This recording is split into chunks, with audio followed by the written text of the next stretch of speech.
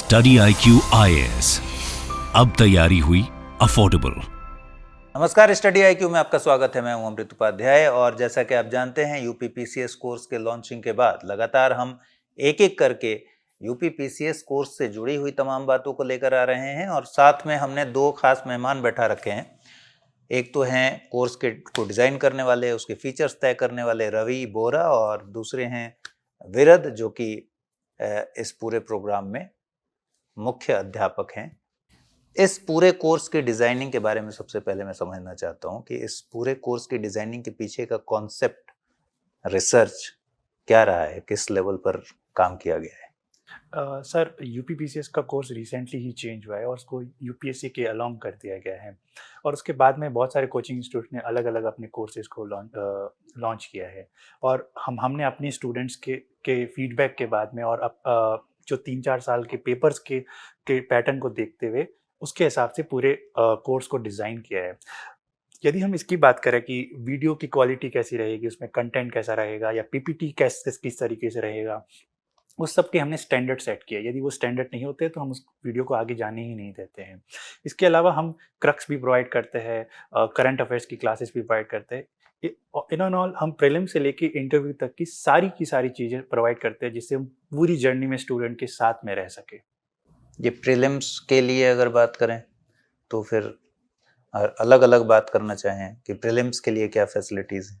Sir, prelims के लिए specifically हमने ना सारे सब्जेक्ट्स में जो यूपीपीसीएस का पैटर्न देखा गया उसमें फैक्चुअल इन्फॉर्मेशन भी बहुत ज़्यादा आती है। तो हम वीडियोस में फैक्चुअल इन्फॉर्मेशन और जो एनालिटिकल पार्ट दोनों को अच्छे से कवर करते हैं। फैक्चुअल पे ज़्यादा ध्यान दिया जाता है जिससे प्रीलिम्स में अच्छी चीज़ें कवर हो सके। इसके अलावा हमने करंट अफेयर्स पे भी बहुत फोकस किया है। हम मंथली प्रीलिम्स के specific current affairs factual videos और टेक्स्ट समरीज दोनों के फॉर्म में लेके आते हैं। अच्छा, इन्होंने एक बात कही कि बहुत बारीकी से काम होता है। तो जब बैकएंड पर काम होता है तो ऑब्वियसली टीचर परेशान होता है। ये बात सही है या नहीं? ये बात तो अब सर के सामने हम बिल्कुल कह ही दे रहे हैं कि डेफिनेटली ये सही है। एक्चुअली जब कोर्स हम लोगों का बन रहा था और जब सर से डिस्कशन हुआ इन सब चीज़ों पे कि कैसे हम लोगों को करना है, तो सबसे पहले तो यही इंस्ट्रक्शंस रहे कि सर आप प्रीवियस ईयर जितने भी चेंजेस हैं पहले उनको बारीकियों से देखिए, जो कि आसान टास्क नहीं था। साल दर साल किस प्रकार से पैटर्न बदला है, लेवल ऑफ क्वेश्चंस क्या रहे थे, वो सब चीज़ें देखने के बाद एक पूरा कंटेंट ओवरव्यू तैयार किया गया। उसको हम लोगों ने मेरे ख्याल से सर 1 आध हफ्ता ले लिया था इस चीज़ में ही तय करने में कि इसमें अभी ये वाला टॉपिक छूट जा रहा है, ये वाला टॉपिक इंक्लूड नहीं हुआ है या ये तो लेवल में नहीं है, इसको हटाया जाए। वो फाइनलाइज होने के बाद फिर हम लोग, जैसे मैंने जो सब्जेक्ट लिया, उस सब्जेक्ट की एक-एक बारीकियां इस प्रकार की हैं कि रीशूट के तो हम लोग माहिर हो गए।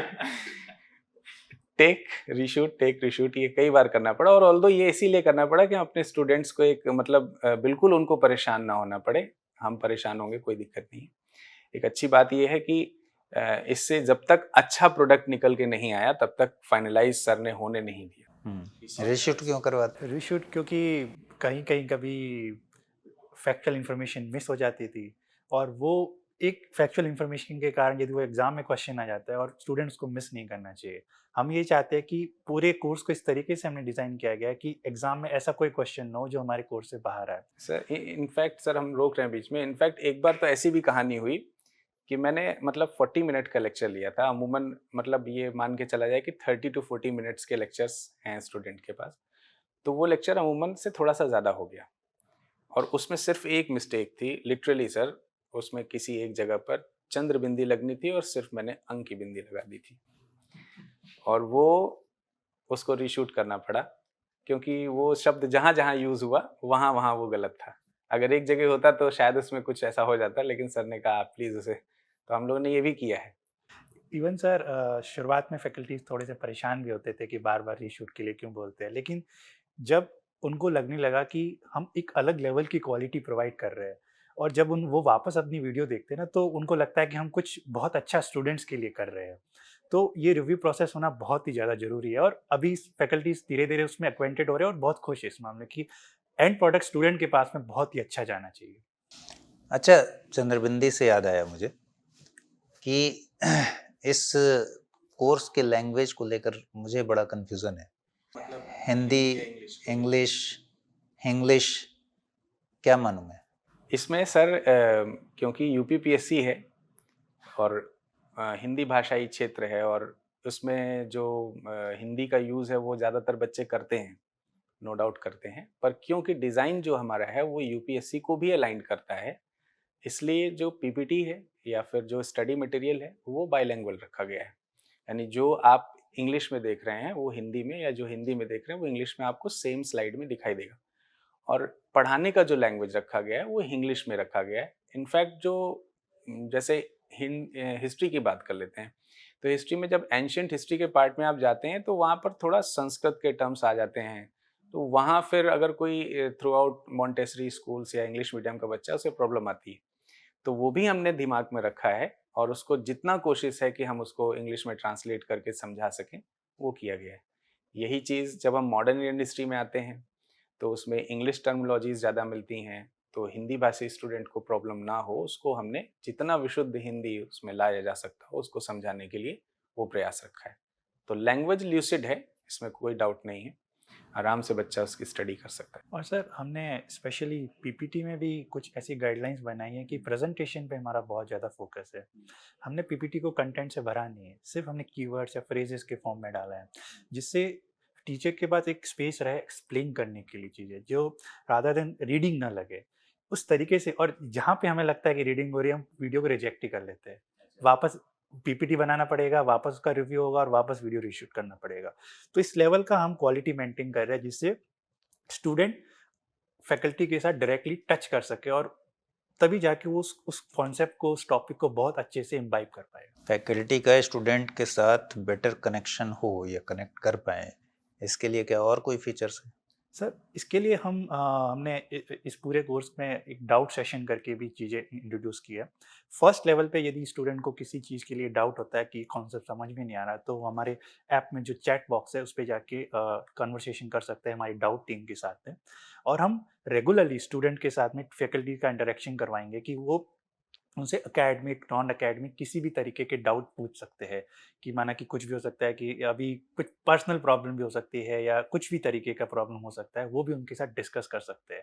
इंटरेक्शन बहुत ज़्यादा ज़रूरी है जिससे स्टूडेंट एक एलिनेटेड फील ना करे, लगे कि फैकल्टी को देख के बहुत सारी चीज़ें और ज़्यादा क्लियर हो जाती है, कॉन्फिडेंस आता है। तो डाउट सेशन रखने का पर्पज़ सिर्फ क्वेश्चन आंसर सॉल्व करने का नहीं है, एक कनेक्शन बनाना है, बहुत ज़्यादा ज़रूरी है। मेन पर्पज़ हमारा यही है। ये जो बातें होती हैं कितनी प्रैक्टिकल होती हैं? इसमें सर देखिए, वाकई कनेक्ट हो पाते हैं हम, कनेक्शन बन पाता है? आपने जैसे हम लोग सब लोग तैयारी किए हैं और वो तो समय ऑफलाइन का ज़्यादा था, तो जब भी कभी कोई डाउट होते थे, नो डाउट हमारे टीचर्स बोलते थे कि आपको कोई डाउट हो तो आप हमसे पूछिए, लेकिन कई बार सर ऐसा होता था कि हम टीचर से नहीं ही पूछ पाते थे। और उसका रीज़न ये होता था कि टीचर सामने प्रेजेंट है और वो किसी भी समय किसी भी तरह से हो सकता था, उनका फियर हो या फिर उनकी रिस्पेक्ट हो, जो भी। अब वो या फिर एक्सपोज होने का डर हो? हाँ, एक्सपोज होने का भी डर हो, ये इतना भी नहीं आता। तो इसमें क्या है कि बच्चे को अच्छे से, मतलब स्टूडेंट हैं, आपके मन में कोई भी क्वेरी है, आप 1-to-1 इंटरेक्शन है इसमें, आप पूछोगे और सीधे उधर से रिप्लाई आपको आएगा। और उसके अलावा जो हमारे दूसरे भी, जैसे आगे चल करके हम लोग अगर देखें तो डाउट क्लियरिंग लाइव सेशंस का भी है उसमें, वहाँ भी बच्चा जो है 1-to-1 हमसे पूछ सकता है। इसमें एक और चीज़ ऐड की गई है हमारे एंड से कि हम लाइव डाउट सेशंस में आंसर राइटिंग की भी प्रैक्टिस करवाएंगे। हम फैकल्टी स्टूडेंट को एक आंसर लिखने के लिए बोलेंगे और एक मिनिमम टाइम में उनको प्रिस्क्राइब टाइम में 7-8 मिनट में उनको लिखना है, और वहाँ पे उनको बोलेंगे कि आप उस आंसर को बोलो। तो जो एक डर रहता है, जो हिंदी भाषी यूपी के जो हिंदी मीडियम के लोगों में जो एक डर रहता है किसी के सामने, वो उस चीज़ से हम इस चीज़ को भी दूर करना चाहते हैं। और एक क्लास में यदि हम एक डाउट सेशन में हम एक क्वेश्चन देंगे तो अगले क्लास में उसको डिस्कस भी करेंगे और सबसे बुलवाएंगे कि भाई आपने क्या लिख के आए। तो एक इंटरेक्शन रहेगा, उनकी जो हिचक है वो भी दूर होगी इस माध्यम से। चलिए, तो ये हो गई बात कोर्स के डिज़ाइनिंग को लेकर। अगर डिज़ाइनिंग को मोटे तौर पर मैं सिर्फ पूछूं कि 3 सबसे महत्वपूर्ण बातें अगर जाननी हो इस पूरे कोर्स की, 3 सबसे महत्वपूर्ण फीचर्स जिस पर हम बाद में एक-एक करके बात कर लेंगे, तो कौन सी हैं? सर हमने हर वीडियो के साथ में क्रक्स भी प्रोवाइड किया है। क्रक्स मतलब उस वीडियो का समरी, और समरी को भी सर ऐसा नहीं कि सिर्फ बुक के फॉर्म में लिख दिया है, उसको बहुत ही फ्लो चार्ट के फॉर्म में, मैप्स के फॉर्म में उस तरीके से किया है कि उसको रिवीजन पर्पसेस भी से भी उसके लिए भी उसको यूज़ कर सकें। दूसरा इस कोर्स का सबसे अच्छा फीचर है करंट अफेयर, जो हम प्रीलिम्स की मंथली वीडियोस भी देंगे, टेक्स्ट समरीज भी देंगे, जिससे स्टूडेंट और करंट अफेयर का रोल एग्जाम में धीरे-धीरे बढ़ते ही जा रहा है, और इवन स्टैटिक के आंसर्स में भी करंट अफेयर की केस स्टडीज़ को लिखना बहुत ज़्यादा ज़रूरी है। तो उस चीज़ को ध्यान में रखते हुए हमने इस चीज़ को इंट्रोड्यूस किया है। और इसके अलावा डाउट सेशन हमारा एक नया इनिशिएटिव है इस चीज़ में, जिससे हम आंसर राइटिंग वाली चीज़ भी प्रमोट कर सकते हैं। एक जो कनेक्शन है, उसको भी स्टूडेंट और फैकल्टी के साथ में कर सकते हैं। या आपके दिमाग में जो सबसे अच्छा लग रहा हो आपको, कि ये तो सबसे अच्छी बात है?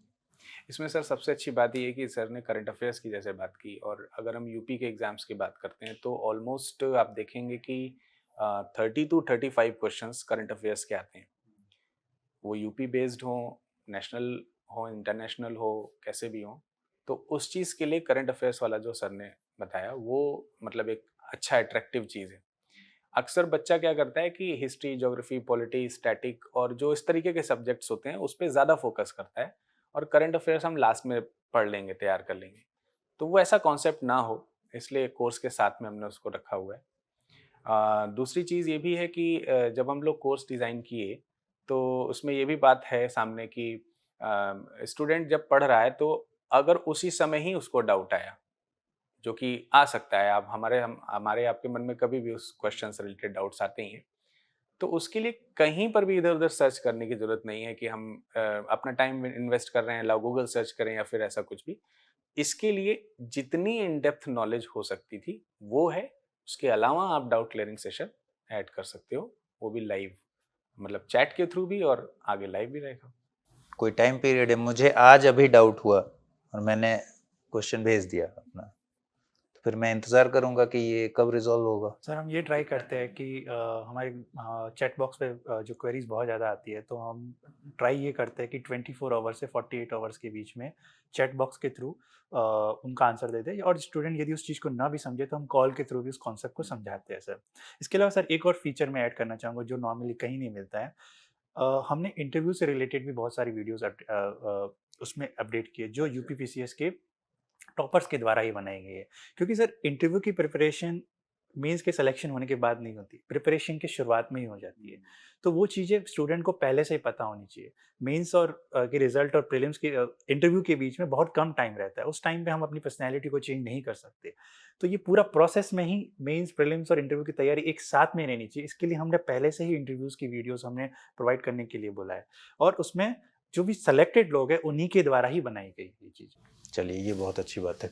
तो धीरे-धीरे हम इस पूरी प्रक्रिया को आपके समझ रहे हैं और फीचर्स को समझ रहे हैं, क्या-क्या की कॉन्सेप्ट्स हैं। और अच्छी बात, मैंने दोनों लोगों को इसीलिए बैठा लिया है साथ में कि एक कॉन्ट्रडिक्शन होता है इन दोनों पटरियों के बीच में।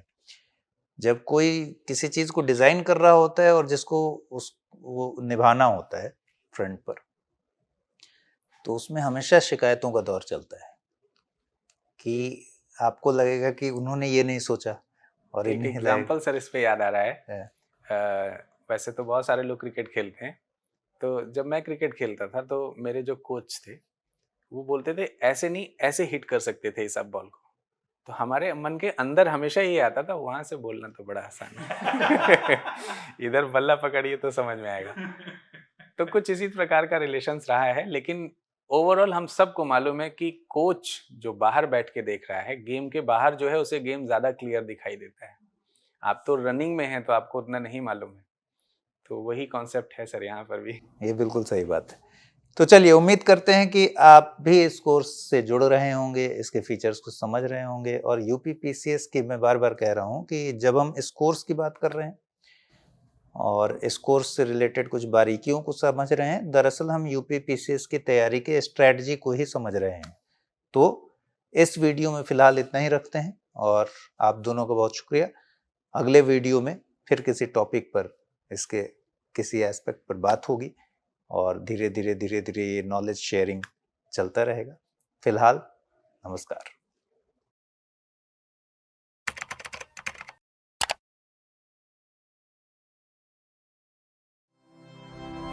स्टडी IQ IAS, अब तैयारी हुई अफोर्डेबल।